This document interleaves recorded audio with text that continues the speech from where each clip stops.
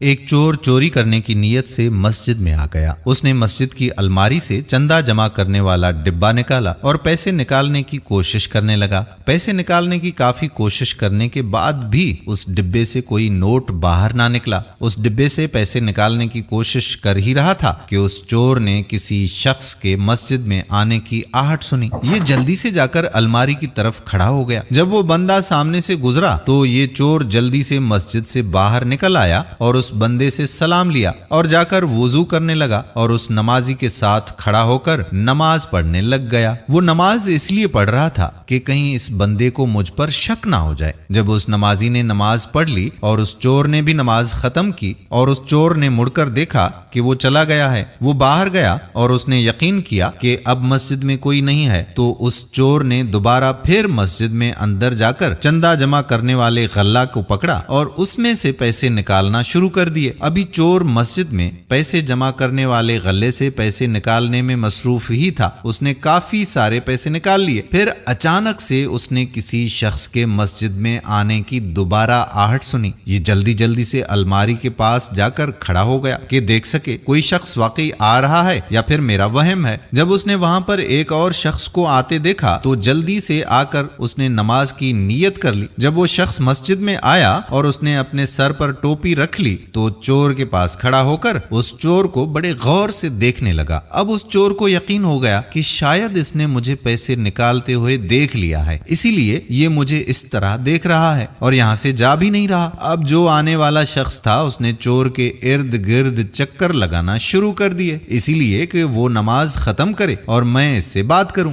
اب چور نے جب یہ دیکھا کہ وہ شخص میرے آس پاس موجود ہے تو اگلی نماز کی پھر نیت کر لیتا۔ اس طرح اس نے 100 رکعتیں نماز ادا کر لیں۔ جب یہ تھک گیا تو وہ سوچنے لگا کہ اب تو میرے اندر نماز پڑھنے کی ہمت نہیں ہے۔ چور نے سوچا کہ لگتا ہے کہ اس کی آنکھ لگ گئی ہے، تو میں چپکے سے مسجد سے باہر نکل جاتا ہوں۔ جیسے ہی وہ باہر نکلا اور آنے والا شخص جو دیوار کے ساتھ ٹیک لگا کر بیٹھا تھا اس کی آنکھ کھل گئی اور وہ فوراً اس کے پیچھے باہر چلا گیا اور جا کر اس چور کا ہاتھ پکڑ لیا اور کہنے لگا کہ میں 2 گھنٹے سے تمہارا انتظار کر رہا ہوں کہ تم کب نماز ختم کرو اور کب تم سے بات کروں، اور تم چوری چوری نکلنے لگے ہو۔ چور نے ڈرتے ڈرتے اس شخص سے سوال کیا کہ آخر تم 2 گھنٹے سے میرا انتظار کیوں کر رہے تھے؟ آپ کو مجھ سے کیا کام ہے؟ تو وہ شخص کہنے لگا کہ بات یہ ہے کہ میں گاڑی چلا رہا تھا اور میری گاڑی کے بریک فیل ہو گئے اور میں نے منت مانگی کہ میں مسجد میں جاؤں گا اور جو بھی مجھے اللہ کا نیک بندہ ملے گا جو سب سے زیادہ نمازی ہوگا میں اسے تحفے کے طور پر 50,000 روپے دے دوں گا۔ اگر اللہ پاک نے مجھے ہر قسم کے حادثے سے بچا لیا تو اللہ پاک کا شکر ہے کہ میرا کوئی بھی ایکسیڈنٹ نہیں ہوا، تو میں فوراً مسجد میں آیا تو مجھے آپ نظر آئے۔ میں آپ کا 2 گھنٹے سے انتظار کر رہا تھا کہ کب آپ نماز مکمل کریں اور میں آپ کو یہ پیسے دے دوں۔ پکڑیے پیسے، آپ ہی سب سے زیادہ اس کے حقدار ہیں۔ اس شخص نے اس چور کے ہاتھ میں 50,000 روپے پکڑا دیے تو وہ چور اسی وقت مسجد میں اپنا سر پکڑ کر بیٹھ گیا اور کہنے لگا کہ اللہ پاک، میں نے تو صرف دکھاوے کے لیے نماز پڑھی تھی